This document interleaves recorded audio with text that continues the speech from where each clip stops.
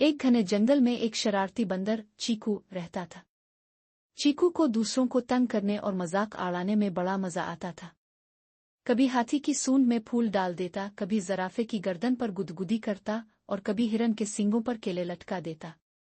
एक दिन चीकू ने सोचा, क्यों ना आज लुमड़ी के साथ शरारत की जाए। चीकू ने एक झूठी खबर अलिफाड़ाई के जंगल में शहद की बहुत बड़ी बाल्टी मिली है। सारी जानवरों को इस जगह ले गया जहां इसने सिर्फ एक खाली बाल्टी रख दी थी।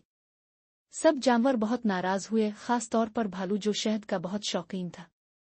भालू गुस्से में बोला, चीकू, अब बहुत हो गया, तेरी शरारतें हद से बढ़ गई हैं।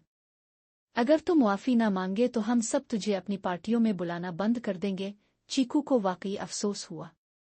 इसने सबसे मुआफी मांगी और वदा किया कि आइंदा शरारत भी करेगा, लेकिन ऐसी जो किसी को नुकसान ना दे।